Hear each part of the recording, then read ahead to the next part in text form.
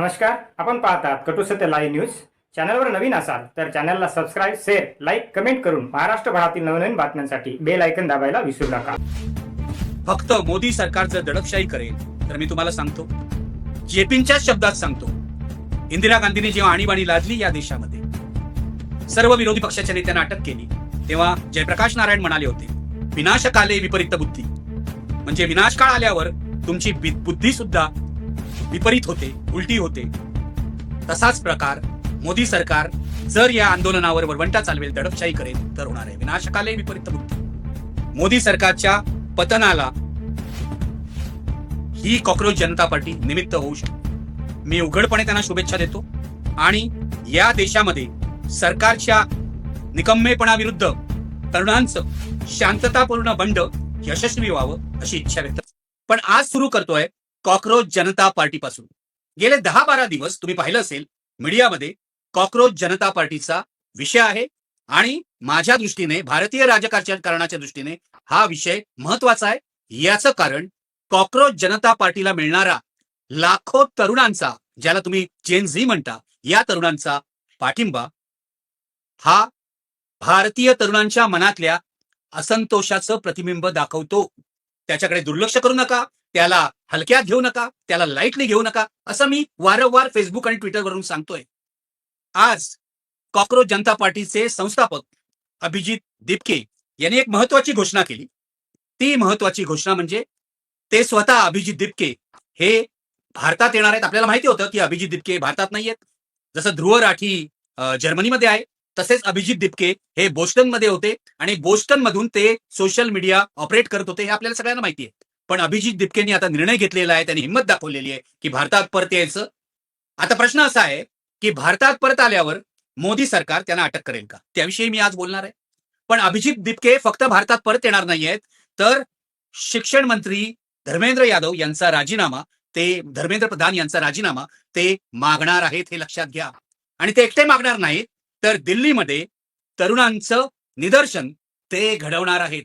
याचा अर्थ सोशल मीडियावरून जी कॉक्रोच जनता पार्टी निर्माण झाली, ती कॉक्रोच जनता पार्टी आता 6 जूनला दिल्लीमध्ये रस्त्यावर उतरणार आहे आणि शिक्षण मंत्र्यांच्या राजीनाम्याची मागणी करणार आहे. हीच आजची सगळ्यात मोठी बातमी आहे. आज दुपारी अभिजित दिपके यांनी ही घोषणा केली आहे. मित्रो, अभिजित दिपके यांच्याशी मी काल संध्याकाळी बोललो. त्यांना मी निरोप पाठवला होता की तुमच्याशी बोलायचंय. माझा त्यांचा जुना परिचय आहे. ते आम आदमी पक्षात असल्यापासून, आम आदमी पक्षाचा सोशल मीडिया ते चालवत होते, तेव्हापासून माझा त्यांचा संवाद आहे सोशल मीडियाच्या माध्यमातून. अनेकदा ते मला ही पोस्ट फेक आहे, ही तुम्ही डिलीट करा, किंवा ही पोस्ट बरोबर नाही, असा सल्लाही देत असतात. अभिजित दिपके यांच्याशी काल त्यांचा फोन आल्यावर बोलणं झालं आणि त्यांनी मला आश्चर्यचकित केलं, कारण मला असं वाटत होतं की ते सध्या तरी भारतात येणार नाहीत, मोदी सरकारपासून त्यांना धोका आहे. पण त्यांनी सांगितलं मी या आठवड्यात भारतात येतोय.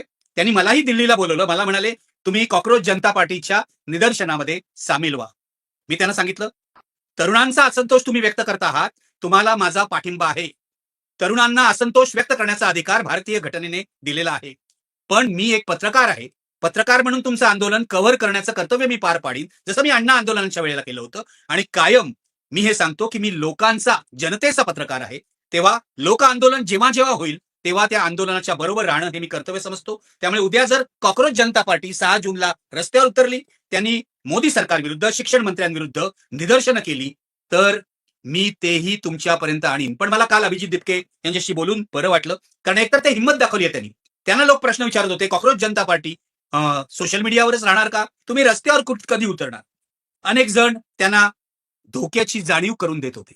मला आश्चर्य वाटतं, काल परवा जी पार्टी, अजून पार्टी नाही जन्माला आलेली आहे, कॉक्रोच जनता पार्टी ही काय अधिकृत राजकीय पार्टी नाहीये. अजून निवडणूक आयोगाकडे त्यांनी स्वतःला रजिस्टर केलेलं नाहीये. अभिजित दिपकेला मी हाच प्रश्न विचारला की तुमची पार्टी काय आहे, तर ते म्हणाले आमची ही चळवळ आहे, आमची ही मुवमेंट आहे. मी त्यांना विचारलं तुम्ही या चळवळीचं परिवर्तन राजकीय पक्षात करणार आहात का. त्यांनी काल मला काय उत्तर दिलं हे मी तुम्हाला स्पष्टपणे सांगतो. ते असं म्हणाले माझा हा विचार नाही. कॉक्रोच जनता पार्टी ही सरकार विरोधी असंतोष व्यक्त करणारी चळवळ आहे. आमचं काम सरकारला जाब विचारणं हे आहे. सरकारला जबाबदार धरणं हे आहे. त्यांनी अकाउंटेबल हा शब्द वापरला. सरकारला अकाउंटेबल धरणं हे आहे. ते काम आम्ही करणार. कॉकरोच जनता पार्टी ही राजकीय पक्षाचं काम करणार नाही. ही चळवळ असेल आणि हे चळवळ राहील. हे अभिजित दिपकेंनी काल मला सांगितलेलं आहे. त्यांनी अनेक इंटरव्ह्यू दिलेले आहेत. पत्रकारांनी त्यांच्याकडून हे काढण्याचा प्रयत्न केला. पण एखाद्या राजकीय कार्यकर्त्याशी विश्वासाने बोललं तर आपल्या हाती काहीतरी लागतं. तेव्हा काल मला त्यांनी सांगितलं की ते अशा प्रकारे कॉकरोच जनता पार्टीचं राजकीय पक्षात रूपांतर करणार नाहीत. ती मुवमेंट राहील, सरकारला जाब विचारणारी. अर्थात भविष्यकाळात ते आपला विचार बदलूही शकतात, हे मला माहिती आहे. असाच विचार अण्णा आंदोलनापाठी होता की हे आंदोलन आहे, मुवमेंट आहे, याचा राजकीय पक्ष होणार नाही. पण अण्णा आंदोलनातून अरविंद केजरीवाल यांचा आम आदमी पक्ष निर्माण झाला. त्याला योगेंद्र यादव, प्रशांत भूषण यांचाही पाठिंबा होता त्यावेळेला. त्यामुळे या आंदोलनातून पुढे काय होईल हे आता आपण सांगू शकत नाही. पण आता तरी मी कॉकरोच जनता पार्टीचं अशासाठी स्वागत करतो की आजपर्यंत सोशल मीडियावर जे घडलं नव्हतं. सोशल मीडियावर आपण पाहिलं, नरेंद्र मोदींनी सोशल मीडियाचा अत्यंत प्रभावी वापर केला. अरविंद केजरीवालांनी सोशल मीडियाचा प्रभावी वापर केला. काँग्रेसला तशी उशिरा जाग आली, इतर पक्षांना तशी उशिरा जाग आली. पण हे दोन जे पक्ष आहेत, भाजप आणि आम आदमी पक्ष, यांनी सोशल मीडियाचा अत्यंत प्रभावी वापर केला. पण या सर्वांवर मात करणारी घटना कॉकरोच जनता पार्टीच्या निमित्ताने घडली. काय मनात होतं अभिजित दिपकेंच्या? त्यांनी अनेक मुलाखतीमध्ये सांगितलेलं आहे की मी एक पोस्ट केली कॉकरोच जनता पार्टी नावाने आणि झुरळाचं चित्र वगैरे टाकून. माझा उद्देश उपरोधात्मक सटायरिकल पोस्ट टाकणं हा होता. माझा उद्देश राजकीय पक्ष काढणं, राजकीय चळवळ चालू करणं हा नव्हता. माझा उद्देश सुप्रीम कोर्टाच्या मुख्य न्यायाधीशांनी तरुणांना झुरळ म्हटल्यावर, कॉकरोच म्हटल्यावर आणि कार्यकर्त्यांना पॅरासाइट म्हणजे बांडगुळ म्हटल्यावर एक उपरोधात्मक मार्गाने निषेध व्यक्त करण्याचा होता. म्हणून मी ही पोस्ट टाकली होती. पण कॉकरोच जनता पार्टीच्या या उपरोधात्मक पोस्टला इतका प्रचंड पाठिंबा मिळाला म्हणजे बघा, काँग्रेसचे सोशल मीडियावर जेवढे फॉलोअर्स आहेत 1.4 मिलियन असं म्हणतात, ते तर त्यांनी पार केलेच. पण भारतीय जनता पक्षाचे 8.5 मिलियन फॉलोअर्स आहेत, तेही त्यांनी पार केले आणि उडी मारली 14 मिलियन फॉलोअर्सवर. मोदी सरकार नाही नाही म्हणालं, पण हादरलं. सरकार हादरलं याचा एकमेव पुरावा आहे की कॉकरोच जनता पार्टीचे फेसबुकवरचे, इंस्टाग्रामवरचे, ट्विटरवरचे जे अकाउंट्स आहेत ते त्या कंपन्यांवर दबाव आणून सरकारने बंद करायला लावले किंवा काही लोकांनी कॉकरोच जनता पार्टीचा अकाउंट हॅक करण्याचाही प्रयत्न केला. काल परवा जी चळवळ निघाली कॉकरोच जनता पार्टी या नावाने, त्याला सरकार इतकं घाबरतं, इतकं डरपोक आहे सरकार. कुठे गेली मोदीजी तुमची 56 इंचाची छाती? झुरळांना घाबरलात शेवटी तुम्ही. पण लक्षात घ्या, हुकुमशाह अशा झुरळांनाच नेहमी घाबरत असतो. हुकुमशाह बाता मोठमोठ्या मारेल, अगदी हिटलर मुसोलिनी पासून आफ्रिकेतल्या हुकुमशांपर्यंत सगळ्यांच्या तुम्ही कथा ऐकल्यात तरी तुम्हाला एक लक्षात येईल, एका छोट्या घटनेने हुकुमशाहचं पतन होत असतं. तेव्हा मोदी सरकार घाबरलं कॉकरोच जनता पार्टीला मिळणाऱ्या प्रतिसादाला. हेही अतिशय अपेक्षित आहे. मला हुकुमशाह डरपोक असतात हे माहिती आहे. त्यामुळे नरेंद्र मोदी डरपोक आहेत यात आश्चर्य काहीच नाही. ते कॉकरोच जनता पार्टीला घाबरले. भाजपला असं वाटलं की कॉकरोच जनता पार्टी काय आहे, सोशल मीडियावर तर राहील. पण आज अभिजित दिपकेंनी घोषणा केली की मी भारतात परत येतोय. अभिजित दिपकेंचं मी स्वागत करतो. अभिजित दिपके कोणी मोठे राजकीय नेते नाहीत. ते 29 वर्षाचे आहेत, 29 वर्ष पूर्ण झालेली आहेत, तरुण आहेत. म्हणजे जनरेशन जेन झी ज्याला म्हणतात त्याचे ते प्रतिनिधी आहेत. आणि त्यांचा इतिहास आहे तुम्हाला सांगतो. म्हणजे भारतीय जनता पक्षवाले म्हणतात की आपण फार मोठा शोध लावून हे सगळं करतोय. असा शोध बिन काय लावत नाही, थापा मारतात. त्यांनीच सांगितले अभिजित दिपकेंनी आपल्या मुलाखतीमध्ये, त्यांनी काही लपवलेलं नाहीये. आम आदमी पक्षाने ते प्रभावित झाले होते. 2020 ते 23 या काळात ते दिल्लीमध्ये आम आदमी पक्षासाठी सोशल मीडिया सेलमध्ये काम करत होते. आणि मी तुम्हाला सांगतो, या अभिजित दिपकेंनी सोशल मीडिया सेल आम आदमी पक्षाच्या अत्यंत प्रभावीपणे चालवला होता आणि भारतीय जनता पक्षाला सळो की पळो करून सोडलं होतं. नंतर आम आदमी पक्षाबाबत त्यांची निराशा झाली, जशी अनेकांची झाली. अनेक लोकांची अरविंद केजरीवाल आणि आम आदमी पक्षाबद्दल निराशा झाली. त्यामुळे त्यांनी ते काम सोडलं आणि ते बोस्टनला गेले. ते बोस्टन युनिव्हर्सिटीमध्ये शिकतायत. मीडिया हा त्यांचा विषय आहे. त्यांनी पुण्यातून मीडियामध्ये ग्रॅज्युएशन केलंय, मीडिया कम्युनिकेशन्समध्ये ग्रॅज्युएशन केलंय आणि आता बोस्टन युनिव्हर्सिटीमध्ये ते शिकतायत. तिथे त्यांना पुढची पदवी मिळालेली आहे. कॉकरोच जनता पार्टी ची पोस्ट आल्यावर आणि त्यांना लाखोंचा प्रतिसाद, अतिप्रचंड प्रतिसाद मिळाल्यावर अभिजित दिपके मला असं म्हणाले की मला अमेरिकेतून, युरोपातून, भारतातून अनेक नोकऱ्या ऑफर झाल्या. बघा, अनेक नोकऱ्या ऑफर झाल्या. मोठमोठ्या कॉर्पोरेट्सनी, मोठमोठ्या उद्योगपतींनी अभिजित दिपके यांचा प्रभाव ओळखून त्यांना चांगल्या गडगंज पगाराच्या नोकऱ्या ऑफर केल्या. पण अभिजितनी ठरवलेलं होतं की आपण भारतात परत जायचं आणि सरकारला जाब विचारायचा. त्यामुळे या सगळ्या नोकऱ्यांवर, गडगंज पगाराच्या नोकऱ्यांवर त्यांनी पाणी सोडलेलं आहे. यासाठी तर त्यांचं अभिनंदन करा. कॉक्रोच जनता पार्टीच्या चळवळीचं पुढे काय होणार आहे बघू आपण. वेट अँड वॉच, ही माझी भूमिका आहे. पण ही चळवळ अतुल कुलकर्णी यांनी सांगितल्याप्रमाणे, अतुल कुलकर्णी यांनी सुद्धा पहिल्यांदा त्यांना फार सल्लेबिल्ले द्यायचा पोक्तपणे प्रयत्न केला. पण नंतर अतुल कुलकर्णींना मला वाटतं भान आलं आणि त्यांनी ओळखलं हे काय आहे. ते जे म्हणाले ते मी तुम्हाला सांगतोय. कॉक्रोच जनता पार्टी हे एक थर्मामीटर आहे. अगदी बरोबर आहे. हे एक थर्मामीटर आहे की सरकारला, या व्यवस्थेला ताप आलेला आहे. आता या तापावर गोळ्या घ्यायच्या, उपाय करायचा, डॉक्टरकडे जायचं की आणखीन काय करायचं, हा निर्णय सरकारने घ्यायचा आहे.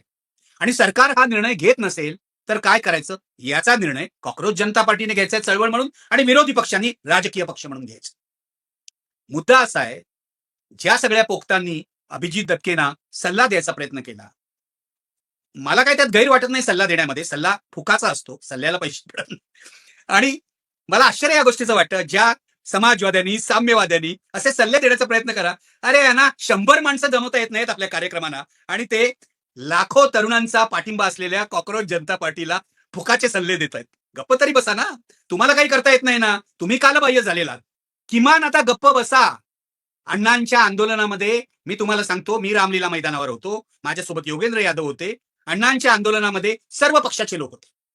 आता अण्णांवर आरोप करतात की ते भाजपचे एजंट आहेत. तेव्हा तुम्हाला कळलं नव्हतं. तिथे भाजपचे लोक होते, तिथे काँग्रेस सोडून सर्व पक्षांचे लोक होते, तिथे कम्युनिस्ट होते, तिथे समाजवादी पक्षाचे लोक होते, तिथे अनेक स्वयंसेवी संघटना होत्या. अण्णा भाजपचे एजंट होते, हा काँग्रेसवाल्यांचा बोगस प्रचार आहे. अण्णा भाजपचे बळी झाले, अण्णा भाजपच्या खिशात गेले, पण ते 2011 नंतर हळूहळू अण्णा 2014 नंतर अगदीच गर्भगणित झाल्यासारखे वागले, सत्तेपुढे शरण गेले. भारतीय जनता पक्षाने त्यांना मॅनेज केलं, यामध्ये काही शंका नाही. पण अण्णांच्या आंदोलनामुळे सत्ता परिवर्तन झालं, हे सत्य कसं नाकारायचं? अण्णांच्या आंदोलनाला सुद्धा काही विचार नव्हता असं म्हटलं जातं. बरोबर आहे, विचार नव्हता. अशी आंदोलनं ही कायम भोंगळ असतात. पण अण्णांच्या आंदोलनाला जनतेचा पाठिंबा होता, म्हणूनच हे सत्ता परिवर्तन झालं. हे कसं विसरू शकणार आपण? तेव्हा जे मोठा आव आणतात, आपण विचारवंत असल्याचा, आपल्याला वैचारिक स्पष्टता असल्याचा, त्यांनी हे सांगावं. अण्णा भोंगळ असोत. अण्णा कोण होते असं म्हणतात कुचेष्टेनी? अण्णा तर सैन्यात ड्रायव्हर होते. पण सैन्यात ड्रायव्हर असलेल्या अण्णांना जनतेने आपला नेता मानलं आणि त्यांना पाठिंबा दिला, हे तर सत्यच आहे. नाही तर अण्णांची आंदोलनं यशस्वी झाली नसती. अण्णांची आंदोलनं यशस्वी व्हायला काँग्रेस सरकारमधली दुफळ ही जबाबदार आहे. मी तुम्हाला एकदा सांगीन काय झालंय. काही लोक सोशल मीडियावरून मोठ्या बाता मारतात. काय काँग्रेस सरकारमध्ये परिस्थिती होती युपीए सरकारमध्ये त्यावेळेला? त्यांच्या सहकार्यांनी, काँग्रेसमधल्या मनमोहन सिंग यांच्या सहकार्यांनी त्यांना कसं अडचणीत आणलं, अण्णांचं आंदोलन लांबावं म्हणून कसे प्रयत्न केले. शेवटी विलासराव देशमुखांना बोलवून आणण्यात आलं आणि त्यांनी ते मिटवलं. विलासराव देशमुख जर पहिल्या दिवशी गेले असते, किंवा पृथ्वीराज चव्हाण पहिल्या दिवशी गेले असते, किंवा राहुल गांधी गेले असते, तर ते उपोषण मिटलं असतं. हे अण्णांनीच मला सांगितलंय. आणि त्यावेळेला मी आयबीएन लोकमत, CNN आयबीएन या सर्व चॅनलवरून अण्णांचं मत म्हणून हे सांगितलेलं आहे. तेव्हा काँग्रेसमधल्या सावळ्या गोंधळामुळे, काँग्रेसवाल्यांच्या मूर्खपणामुळे अण्णांचं आंदोलन यशस्वी झालं. त्याचा फायदा भाजपने घेतला, हे खरं आहे. कारण ते फायदा घेण्याची यंत्रणा भाजपकडे होती. ती कम्युनिस्टांकडे नव्हती, ती समाजवाद्यांकडे नव्हती, ती इतर कुणाहीकडे नव्हती. सर्व पक्षीय कुंभमेळा तिथे होता, काँग्रेस वगळता इतर पक्षांचा. सर्व पक्ष, एनजीओ, इतर संघटना या त्या रामलीला मैदानात होत्या. त्यांनी अण्णांना पाठिंबा दिला. पण अण्णा भाजपचे त्या काळात एजंट होते. हा प्रचार धादांत खोटा आहे, हे मी तुम्हाला सांगू इच्छितो. मित्रहो, असो, मला अण्णा आंदोलनात शिरायचं नाही, पण काही लोकांनी सल्ला दिला कॉक्रोच जनता पार्टीला की अण्णांच्या आंदोलनासारखे वागू नका. अण्णांच्या आंदोलनाने सत्ता परिवर्तन घडवलं आणि भाजपने फायदा घेतला. हा भाजपचा प्लस पॉइंट आहे ना. का नाही कम्युनिस्टांनी फायदा घेतला? का नाही सोशलिस्टांनी फायदा घेतला? कारण ताकदच नव्हती. नुसती बडबड करणारे हे लोक आहेत. काही ताकद नाही यांच्या पाठी. ज्यांच्याकडे यंत्रणा होती, ज्यांच्याकडे ताकद होती, त्यांनी फायदा घेतला. आणि एक सांगतो, जेव्हा जेव्हा जन आंदोलन उभं राहतं, तेव्हा तेव्हा प्रभावी असा जो विरोधी पक्ष आहे त्याला फायदा मिळतो. जेपींच्या आंदोलनानंतर सुद्धा जनता पक्षाला फायदा मिळाला. जनता पक्षातल्या भाजपला, म्हणजे त्यावेळच्या जनसंघाला सगळ्यात जास्त फायदा मिळाला, हे लक्षात घ्या. जनसंघाचा जीव अतिशय छोटा होता, तो जनता पक्षांतर मोठा झाला. कारण त्यांनी तो करून घेतला, त्यांच्याकडे आरएसएसची यंत्रणा होती. इतर करू शकले नाही, इतरांची शकल झाली, हेही विसरू नका. असो, माझा मुद्दा एवढाच आहे की आता कॉक्रोच जनता पार्टीला प्रतिसल्ले देण्याऐवजी काय होतं हे बघूया. आता 6 जूनला निदर्शनं करणार आहेत, त्याचा सरकारवर काय परिणाम होतोय बघूया. जर शिक्षण मंत्र्यांचा राजीनामा ते घेऊ शकले तर मोठं यश असेल. जर नाही मिळाला राजीनामा तर कॉक्रोच जनता पार्टीवाले काय करतात हे बघावं लागेल. जर हे आंदोलन मोदींनी धडपलं तर यातून काय निर्माण होतं याकडे बारकाईने लक्ष ठेवावं लागेल. पण मला एक खात्री आहे, अभिजित दिपकेही हे म्हणालेले आहेत की नेपाळ सारखं इथे हिंसक बंड होणार नाही किंवा बांगलादेश सारखं हिंसक अंधाधुंदी होणार नाही. कारण त्यांचं असं म्हणणं आहे, त्यांच्याकडे जो प्रतिसाद येतोय त्यामध्ये ते तरुण मंडळी जे लिहितायत, जे मेसेजेस येत आहेत, त्यामध्ये ही तरुण मंडळी उच्च शिक्षित आहेत. अभिजित दिपकेंच्या शब्दात सांगायचं तर मोदी सरकारमधल्या मंत्र्यांचं जे शिक्षण आहे त्यापेक्षा जास्त पदव्या या जेन झीच्या तरुण मंडळींकडे आहे, हे लक्षात ठेवा. तेव्हा ही तरुण मंडळी जर या निमित्ताने रस्त्यावर उतरत असेल तर मोदी सरकारला जाब द्यावाच लागेल. खरंच मी तुम्हाला विचारतोय, अभिजित दिपकेंबद्दल बोलताना गेल्या 12 वर्षामध्ये मोदी सरकारने देशाचं भलं केलं असं तुम्हाला वाटतंय का? मी तर यावर जाहीर चर्चा करायला तयार आहे, विद्वान आणून दोन्ही बाजूची. एक 2-4 गोष्टी सोडल्या म्हणजे उदाहरणार्थ इन्फ्रास्ट्रक्चरचा दावा मोदी सरकार करतं, महाराष्ट्रातलं फडणवीस सरकार करतं. मेट्रो आणली मुंबईमध्ये फडणवीस सरकारने. पण हे करोडो रुपयाचे प्रोजेक्ट करून या सरकारने भाजपची तिजोरी भरलेली आहे, लक्षात घ्या. हा सगळ्यात मोठा भ्रष्टाचार आहे. इलेक्टोरल बॉन्डच्या नावाखाली भाजपची तिजोरी भरलेली आहे. यावर मी अनेक वेळा बोललेलो आहे, पुढेही बोलीन. माझ्या मते 12 वर्षामध्ये हे आम्हाला सांगू नका, न खाऊंगा न खाणे दूंगा. तुम्ही खाल्लेलं आहे, तुमच्या बगल बच्च्यांनी खाल्लेलं आहे. आणि लक्षात घ्या, 2 गुजराती आपल्यावर राज्य करतायत, मोदी आणि अमित शहा. आणि 2 गुजराती त्याचे फायदे लुटतायत, अंबानी आणि अदानी. हे लक्षात घ्या. हे 12 वर्षात झालेलं. तरुणांचा राग याबद्दल आहे की तुम्ही मदमस्त होताय आणि आम्हाला नोकऱ्या नाहीत. साधी परीक्षा तुम्ही घेऊ शकत नाही. बघा, नीटची परीक्षा आहे, त्यामध्ये गोंधळ झाला, त्यामध्ये पेपर फुटले. त्यानंतर सीबीएसईच्या पेपरमध्ये गोंधळ झाले. आणखी एका परीक्षेमध्ये, तिसऱ्या युनिव्हर्सिटीच्या सेंट्रलाइज एक्झाम मध्ये सुद्धा गोंधळ झाले आणि विद्यार्थ्यांच्या धाडसामुळे हे गोंधळ उघडकीला आले. मीडियाने नाही काढले. भारतातला बहुसंख्य मीडिया हा गोदी झालेला आहे, लाचार झालेला आहे. पण तुम्ही धर परीक्षाही घेऊ शकत नाही, तुम्हाला लाज नाही वाटत? या देशातला तरुण चिडला तर मला काहीच आश्चर्य वाटत नाही. उलट तो शांत आहे याचं कधी कधी आश्चर्य वाटतं आणि कौतुकही वाटतं, हे लक्षात घ्या.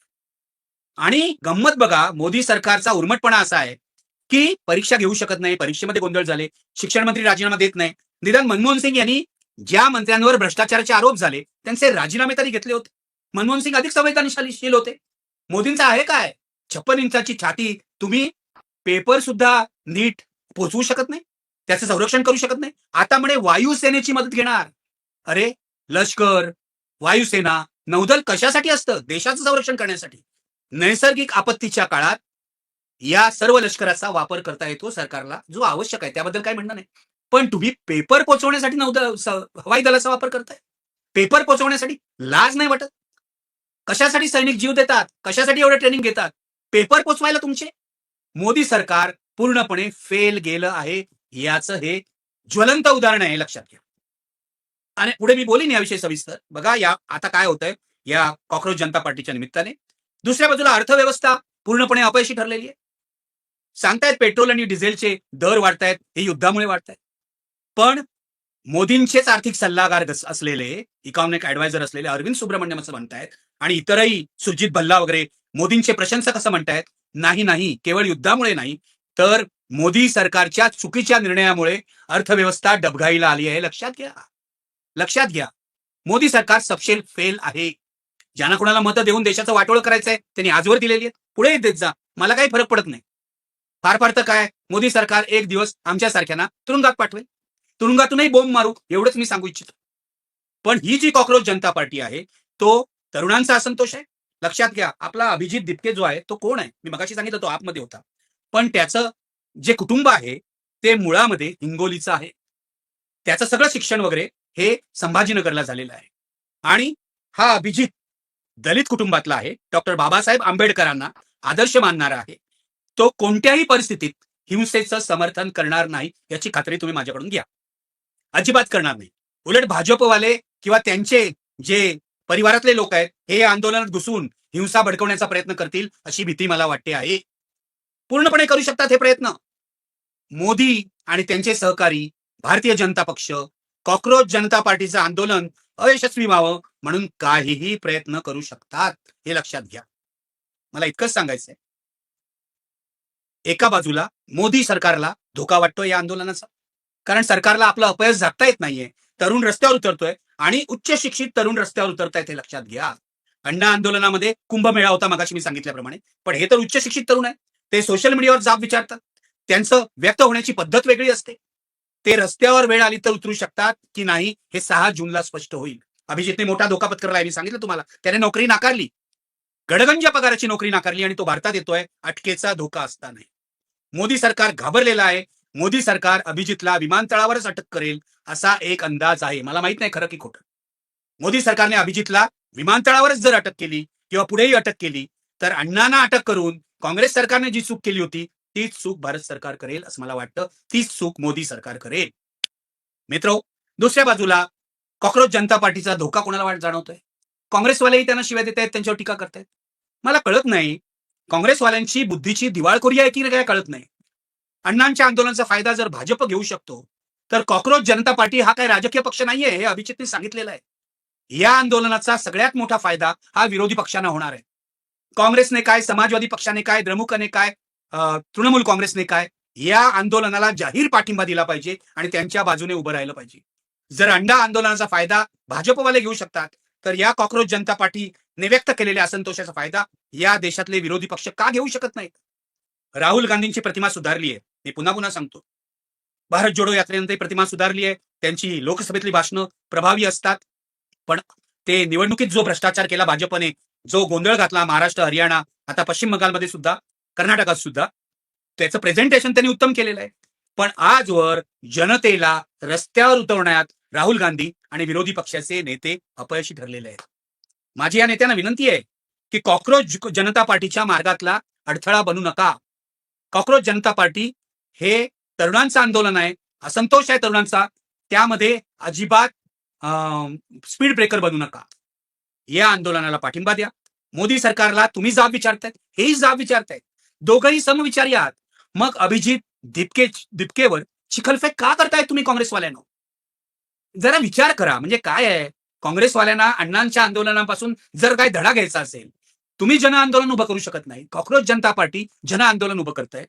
जर उद्या, मला माहित नाही होणार की नाही, पण जर उद्या सत्ता परिवर्तन झालं किंवा लोकांचं मतपरिवर्तन झालं तर त्याचा फायदा विरोधी पक्षांनाच होणार आहे. पण मी कॉक्रोच जनता पार्टीला हे सांगेन की सावध राहा तुम्ही. काँग्रेसने ज्या प्रकारे गोंधळ घालून अण्णांचं आंदोलन हाताळलं किंवा वाढवलं तसं मोदी अजिबात करणार नाही. मोदी सरकार वरवंटा चालवेल तुमच्यावर.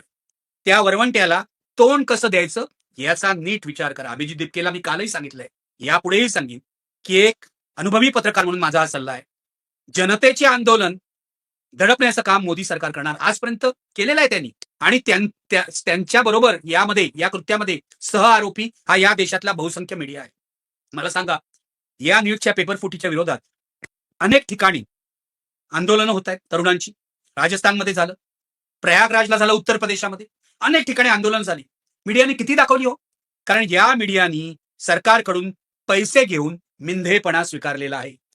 थोडेसे काही स्वतंत्र पत्रकार आहेत रवीश कुमार यांच्यासारखे, ते बोलतायत, ते या तरुणांच्या आंदोलनाला पाठिंबा देत आहेत. कॉक्रोच जनता पार्टीविषयी त्यांनी खूप सकारात्मक व्यक्त केलेलं आहे. असे इंडिपेंडंट जे पत्रकार आहेत माझ्यासारखे, रवीश कुमार सारखे, हे बोलत राहतील लोक आंदोलनाच्या बाजूने. फक्त मोदी सरकार जर दडपशाही करेल तर मी तुम्हाला सांगतो, जेपींच्याच शब्दात सांगतो, इंदिरा गांधींनी जेव्हा आणीबाणी लादली या देशामध्ये, सर्व विरोधी पक्षाच्या नेत्यांना अटक केली, तेव्हा जयप्रकाश नारायण म्हणाले होते, विनाशकाले विपरीत बुद्धी. म्हणजे विनाशकाळ आल्यावर तुमची बुद्धी सुद्धा विपरीत होते, उलटी होते. तसाच प्रकार मोदी सरकार जर या आंदोलनावर वरवंटा चालवेल, दडपशाही करेल तर होणार आहे. विनाशकाले विपरीत बुद्धी. मोदी सरकारच्या पतनाला ही कॉक्रोच जनता पार्टी निमित्त होऊ शकते.